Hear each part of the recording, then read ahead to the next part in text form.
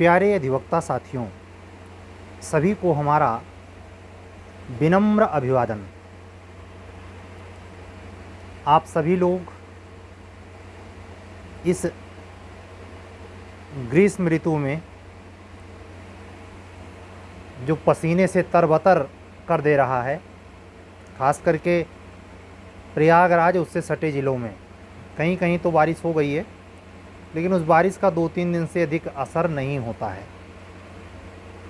इस गर्मी में मुझे नहीं लगता कि 2 घंटा भी आदमी पढ़ लेता होगा, लेकिन आज एक परीक्षा हुई। आप जान रहे हैं, कल हमने कहा था उच्चतर न्यायिक सेवा की जो पहली सीरीज का पहला पेपर कॉन्स्टिट्यूशनल लॉ का हमने दिया। जिन बच्चों की उत्तर आए हैं, कल मुझे क्वेरी करनी है, सारे लोगों ने इस बात के लिए माना कि सर थोड़ा सा लेट शुरू होता तो ज़्यादा ठीक था, लेकिन कोई बात नहीं, आपने शुरू किया है तो अभ्यास तो होगा ही। हमने कहा बस यही तो बात है, अगर आप समय को भुनाएंगे नहीं तो समय आपको भून देगा। अगर समय रहते आप नहीं करेंगे तो समय आपको चुका हुआ बना देगा, भून देगा। कच्ची आलू बाहर से लाके आग में भून दीजिए तो जायकेदार बन जाता है और उसका चोखा बड़ा स्वादिष्ट होता है। ऐसे आप अपनी ज़िंदगी का अगर चोखा बनाना चाहते हैं, ज़िंदगी का मूल्य एकदम सिमटा देना चाहते हैं, सुसुक जाए,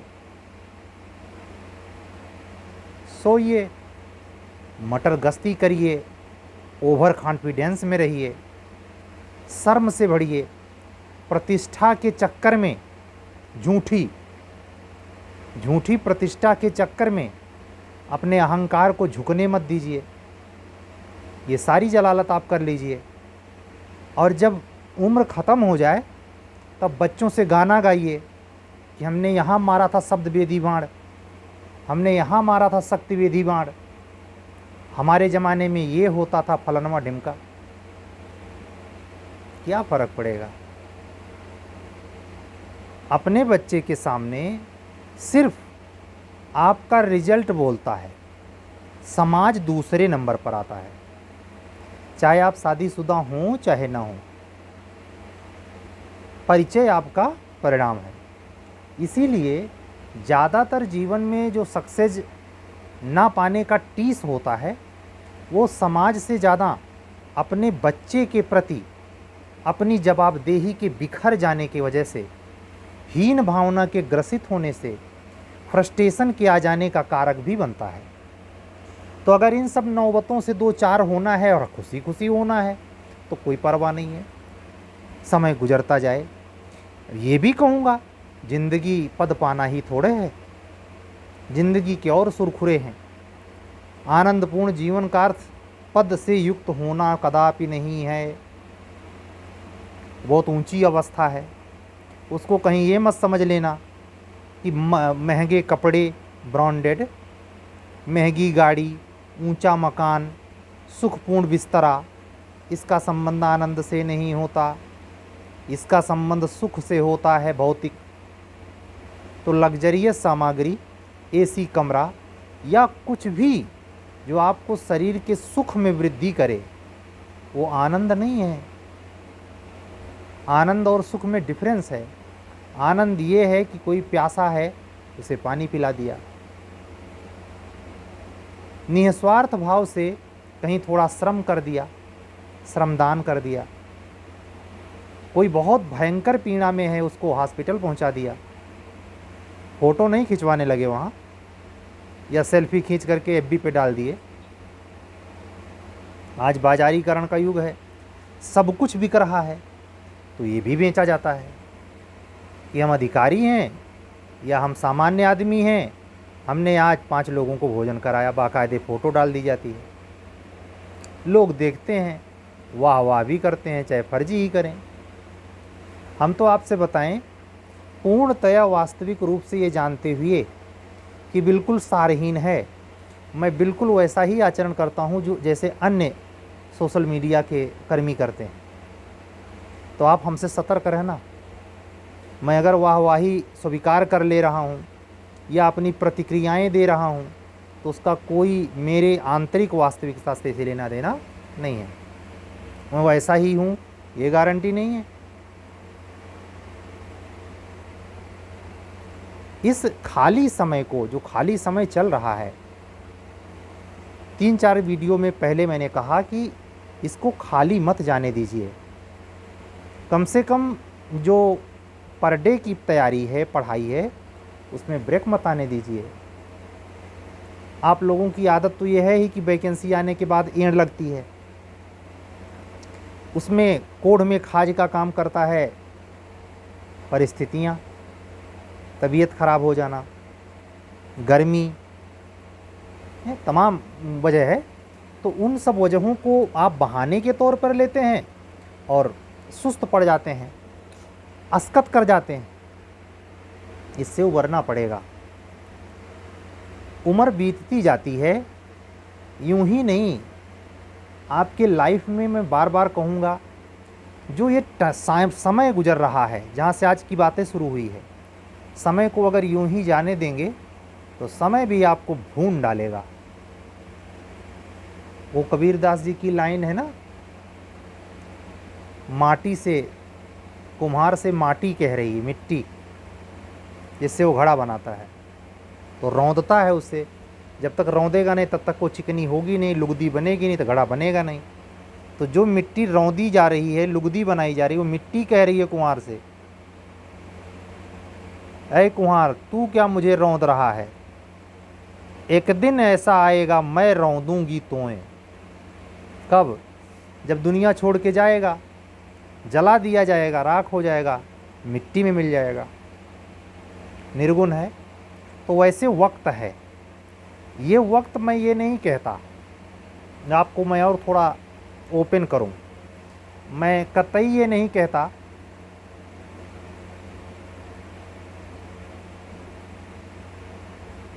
कि जो आप कैरियर में चुने हैं उसी के प्रति आप हमेशा पढ़ते पढ़ते समय को फिलफुल करें। नहीं, चेतना के विकास पर भी काम करें।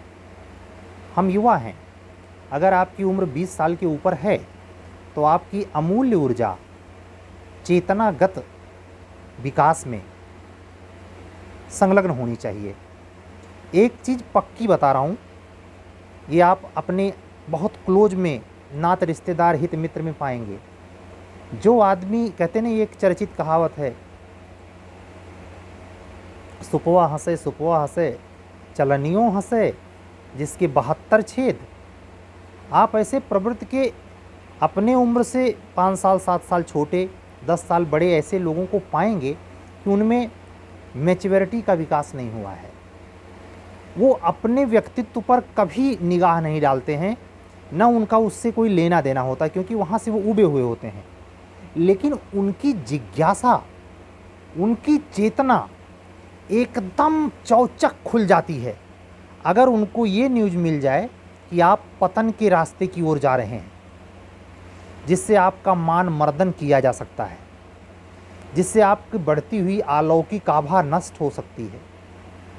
लौकिक अलौकिक दोनों आभा तो दोनों होती है। अगर दोनों में से अलौकिक तो उसको समझ में आएगी नहीं, जड़ आदमी, लेकिन लौकिक बाधा यानी घर का, अगर आपका मकान निर्माणाधीन है, पता चला कि ये सरकारी ज़मीन में बन रहा है, अगर आप किसी पद प्रतिष्ठा पे हैं, पता चला कि आप किसी एडल्ट्री के शिकार हो गए हैं, आप किसी पद पेशे में, आप किसी करप्शन के शिकार हो गए हैं, ये खबर आपके क्लोज में जो बहुत आस्वादन के साथ, इस भाव के साथ ग्रहण करता है, अच्छा हुआ साला बहुत तेजी से, तो आप ये अपने ही साथ के लोगों में नहीं, अखंड विश्व में प्रवृत्ति पाई जाती है। दुनिया का कोई छोर ऐसा नहीं है जहाँ ईर्ष्या निवास नहीं करती। तो अपने से परेशान मत होइए। हाँ, सावधान रहिए कि कहीं खुद के भीतर ईर्ष्या तो नहीं डेवलप हो रही, कहीं खुद के भीतर अति चुप्पापना तो नहीं है, कपटी स्वभाव तो नहीं है आपका। और अहंकार सबसे सूक्ष्म होता है। जैसे रावण वाला अहंकार हम नहीं बताएंगे आपको, हम असली अहंकार आप बताएंगे। जैसे हम बड़े सीधे हैं, हम किसी से बेवजह बातचीत नहीं करते, हम चुप रहते हैं, हम दान पुण्य करते हैं, हम हमेशा पढ़ते रहते हैं, हम मतलब सकारात्मक वे में जिसको आप अच्छे कृत्य मानते हैं उसका अहंकार अगर आपको हो गया, हो ही जाता है, तो ये उस अहंकार से ज़्यादा बदतर है जो अहंकार में आकर के आपको तो थप्पड़ भरे चौराहे पे जड़ देता है, बुलेट दिखा रहा है, गाड़ी तेज चला रहा है।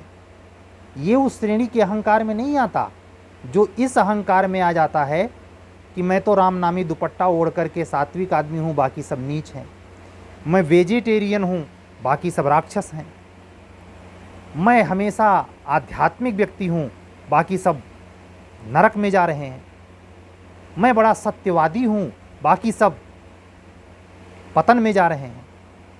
तो सनद रहे, अहंकार सबसे सूक्ष्म है और आपके असफलता की जड़ में आपको सीखने नहीं देता किसी से। अहंकार के पीछे एक प्रतिष्ठा की छाया चलती है। आप समाज में नज़र उठा के देखें, मेरी ये व्याख्या आपको थोड़ी कठोर लग सकती है, लेकिन आप नज़र दौड़ाएं, समाज का तथाकथित सामाजिक प्रतिष्ठित आदमी समाज को सबसे ज़्यादा नष्ट करने का अगुआ होता है। क्यों? हम सामाजिक प्रतिष्ठा का दायरा देखिए कैसे माने हैं। ऊंचा मकान हो, कई बीघा खेत हो, पद प्रतिष्ठा हो, शादी में करोड़ों खर्च हो, कहीं बुलाएं तो बहुत सारी संख्या में बुला के खाना खिलाता हो, ये मान प्रतिष्ठा का विषय है। हमने कभी ये सोचा कि इसका मान प्रतिष्ठा से कुछ भी लेना देना नहीं है। मान सिर्फ उस व्यक्ति का होना चाहिए जो मानवीय हो, जिसमें मूल्य हो, जिसमें सदाचार हो। हम उसको इम्पोर्टेंस देते नहीं।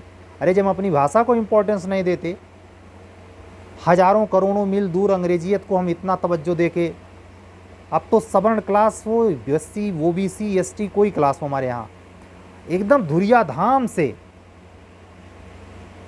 मुझे उसमें कोई दिक्कत नहीं है, मैं तो ग्लोबलाइजेशन का पक्षधर हूँ। लेकिन हम आपको बात सिर्फ यहाँ केंद्रित कर रहा हूँ कि आप में सूक्ष्मोत अहंकार है, आप पढ़ भी पाते हैं। मैं तो किसी से नहीं बोलता, ये भी अहंकार है। सहज होना बहुत कठिन है।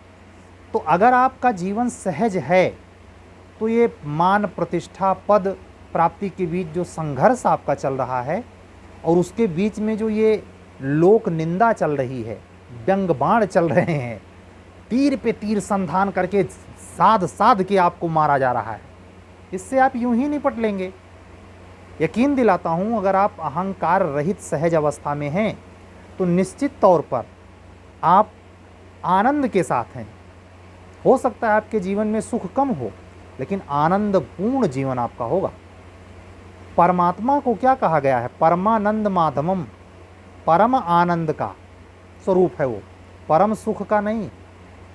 तो सुख और आनंद का डिफरेंस समझें और जीवन को सुख होकर के नरक की ओर न ले जाएं।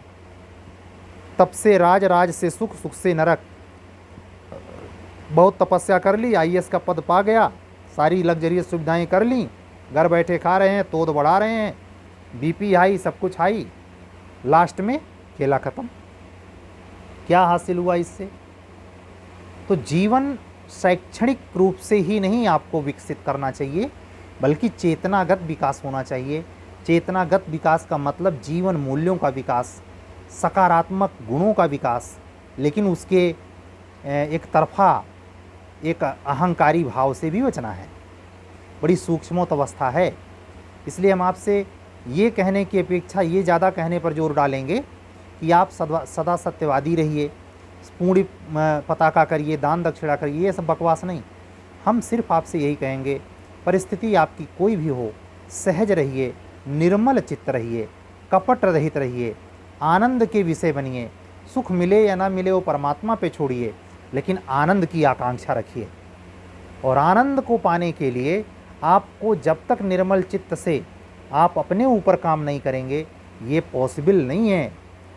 सफलता प्राप्त करने के बाद चुनौतियां अनंत गुना बढ़ जाती हैं। आप समझिए, जो बच्चे यही एपीओ बन के गए हैं, उनको पता चलेगा कि कोर्ट साहब का काम क्या होता है। बहुत जटिल ड्यूटी है। तो कोई भी सेवा हो, चाहे आपको छोटी नौकरी मिले या बड़ी नौकरी मिले, तो ड्यूटी के लिए ही सरकार सैलरी देती है। वहाँ भी आप सुख के अगर चक्कर में पड़े, अहंकार के चक्कर में पड़े, तो आपको झेलना पड़ेगा। लेकिन अगर किसी भी परिस्थिति में आनंद आप नहीं खोना चाहते, तो आप अपनी सहजो अवस्था नहीं त्यागेंगे। तो चाहे आप इस गर्मी में तैयारी कर रहे हो, हमारा दूसरा संविदा विधि का पेपर उच्चतर न्यायिक सेवा का 3 दिन बाद होगा। पहला कॉन्स्टिट्यूशन हो गया। जो बच्चे बाद में जुड़ेंगे उनको शेड्यूल डेट में जहां 3 दिन का रिलैक्सेशन मैं इधर दे रहा हूं, 2 दिन कर दूंगा, और बाद में जुड़ने वालों को 1 दिन केवल मिलेगा। लेकिन 30 प्रश्न पत्र करने के लिए जो आज से स्टार्ट किया है उसको 100 दिन पूरा मिलेगा। 3-3 दिन पढ़ के वो एग्ज़ाम दे, सीखे, लिखना सीखे, लिखे, बाध्यता को स्वीकार करे, अपने लर्निंग स्किल को, अपने राइटिंग स्किल को चतुर्दिक रूप से सुंदर करे, उसमें अर्थबोध पैदा करे, उसके लेखन शैली में इतना प्रभाव आना चाहिए कि एग्जामिनर रुके, ठिठके, अंक दे, यूं ही न निकल जाए। ऐसा लेखनी का विकास आप बार बार जब लिखेंगे, कई बार लिखेंगे, तो आएगा। स्वयमेव नहीं ये पनपता, ये अभ्यास का विषय है। जैसे रस्सी आवत जात थे, सिल पर परत निशान, है ना, वही हाल आपकी कला के विकास का भी है। जिस हाथ से लोहार ज़्यादा काम लेता है, उसका जो ये बदन होता है, काम लेने की वजह से वो ज़्यादा प्रभावी होता है। आप देखें, कसरती बदन वाला आदमी क्यों होता है कि उस बॉडी से, उस हर अंग से वो कुछ एक्शन करता है। तो जितने एक्शन करेगा वो मजबूत होता जाएगा, और जिसको यही वो जो मजबूती है वो आनंद का कारक बनती है। लेकिन आप आराम देंगे, एक्सरसाइज नहीं करेंगे, खाए रहेंगे, एसी कमरे वाले में मलमल बिस्तरे पे लेटे पड़े रहेंगे, तो सारा सब अपाहिजपने की ओर बढ़ जाएगा। ऐसे ही वक्त के अपाहिजपने की ओर आप अपने आप को न झोंकें, आप तत्परता दिखाएं, स्फूर्तिवान बने, चेतना के स्तर पर जीना सीखें, शुद्ध सात्विक जीवन जिएं। अपरिहार्यता मैं नहीं प्रेषित करता, लेकिन कोशिश करें जिससे आपकी एनर्जी पल्लवित हो, पुष्पित हो, महके, मकरंद बने, जिसके टच में आप आ जाएं, वो महक जाए, और आपकी सुगंध इतनी व्यापक होनी चाहिए कि चुपचाप जिस गली से गुजर जाएं, तो आदमी एक बार पलट कर देखे कौन गया। वो गया नहीं जो विधायक और अधिकारी दिखा रहे हैं। गाड़ियों का काफिला, अपने दरवाजे पर भीड़, मांस का इंतजाम और खाने में अच्छी अच्छे वैरायटी व्यंजन का इंतजाम करके, और जो बेहया की तरह अश्लील नृत्य करती हैं उन लड़कियों को बुलाकर, ऑर्केस्ट्रा की नाच का आयोजन करके जो ढोंगी भीड़ बुला करके समाज का आदमी चाहे जिस बिरादरी का हो, प्रतिष्ठा का बोध अन्य लोगों को करवाता है, उसके कितना जड़ बुद्धि, निर्लज्ज, बेवकूफ़, अहंकारी, धूर्त, कपटी, भ्रष्ट धरातल पे दूसरा नहीं है।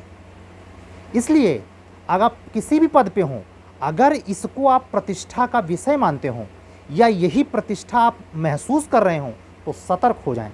हो सकता है ये बात आपको पर्सनली चुभ जाए, लेकिन यकीन माने आप गलत फहमी में हैं। ये प्रतिष्ठा नहीं है। वो जो भीड़ जो जुटती है, अपने पर्सनल स्वार्थ के लिए जुटी है। कुछ नॉनवेज खाने, कुछ वेजिटेरियन दरिद्र भाव पब्लिक जिसके पास चीथड़े जैसे कपड़े हैं, जो पूरा सालों साल निकल जाता है, कोई स्वीट व्यंजन नहीं पाता, उसको जब पता चलता है कि बाबू के यहाँ फ्री मिलत है, तो बाबू के यहाँ भीड़, और बाबू मूछ पे टाइट करके बैठे हैं कि हमारे यहाँ देखिए जलसा कैसा लगा है। जिस सामंती समाज ने ये परंपरा पिछले 3000 साल से हिंदुस्तान में फैलाई है, इसको मानद प्रतिष्ठा का नाम दिया है, तब से समाज का निचला तबका, मध्यम तबका इसी का अनुकरण करके भारत को पतन के रास्ते में धकेलने में कोई कोर कसर नहीं छोड़ा है और आज भी वो द्रुत गति से बढ़ रहा है। प्रयागराज, मुखर्जी नगर, लाल बहादुर शास्त्री एकेडमी में पढ़ लिखने के बाद भी कर्म वही करना है, वही भीड़ जुटानी है, वही निर्बुद्धों को दिखाना है और तरीका वही है। क्या तुम्हारे पढ़ने लिखने अधिकारी बनने से क्या मतलब है? तुम भी नाली के कीड़े जैसे हो, कोई फर्क नहीं पड़ता। नेताओं को देखिए, जितना ऊंचा मंत्री होगा नेताओं का जमावड़ा तो करेगा ही करेगा, लेकिन 2000 लोगों को खिलाएगा। उससे कह दीजिए कि एक योजना में गरीब का चिकित्सालय का जो पैसा आता है वो मुफ्त दिलवा दे, उसकी फट जाएगी, लेकिन ये नौटंकी करने के लिए उसके पास पैसा है। तो इस बेवकूफियाना प्रतिष्ठा बोध से बचें। वो आपके अध्ययन में भी है, सिगूफे वाली पढ़ाई है कि हम बहुत पढ़ाकू हैं या सहज हैं। हर मामले में सहज होना आपको आनंद की ओर बढ़ाएगा। शारीरिक रूप से व्यायाम करते हैं, उसमें आपकी निगाह अपने शरीर के स्वस्थ होने पे है या सामने किसी निगेटिव या अपोजिट जेंडर को दिखा करके इंस्पायर करने में है? अगर ऐसा है तो आप अपने स्वास्थ्य के प्रति नहीं मूल्य दे रहे हैं, आनंद के विषय में नहीं है, आप भोग के विषय में हैं। आप प्रभाव जमा कर उससे और कुछ मंशा रख सकते हैं। ऐसे ही अध्ययन में सफलता प्राप्त करने के बाद गवर्नमेंट की सैलरी के ऊपर ऊपरी कमाई की आस्वादन की जो आदत लगती है, उसका मूल विषय आनंद नहीं है, भौतिक सुख की चरम प्राप्ति है, जिसकी पिपासा इस जन्म में तो नहीं पूरी होती। आज का वीडियो पूरा 21 मिनट पूरे हो गए, 22 मिनट लगभग हो गए। हम आपसे यही कहेंगे कि अगर आप जूनियर डिवीज़न के लिए जो संभावित वैकेंसी उत्तर प्रदेश की है, जूनियर डिवीज़न के लिए अगर आप प्री अथवा मेंस की टेस्ट सीरीज़ से जुड़ना चाहते हैं या उत्तर प्रदेश उच्चतर न्यायिक सेवा की परीक्षा से आप प्री या मेंस से जुड़ना चाहते हैं टेस्ट सीरीज़ से, तो वो जारी है। आप इसी नंबर पर 7705090393 पर मैसेज करके आप हमसे जुड़ सकते हैं। रही बात बिहार के बारे में कि आज मैंने वादा किया था संडे है, हालांकि अब तो मंडे हो गया है, लेकिन मैं आपको क्लियर करूं, आंसर की आने के बाद उस पर एक कट ऑफ संबंधित कुछ बातें करूंगा और उसी दिन आपको बिहार जे के संदर्भ में बताऊंगा। फिलहाल विदा दीजिए। अगर आप हमारे चैनल पर नए हैं तो चैनल को सब्सक्राइब कीजिए, अन्य अधिवक्ता मित्रों तक पहुंचाइए। आपका बहुत बहुत आभार। सभी अधिवक्ता मित्रों, बंधुओं, बहनों का एक बार पुनः बहुत आभार तथा सबको हमारा जय सिया राम बोलते हुए सत्यमेव जयते। शुभ रात्रि।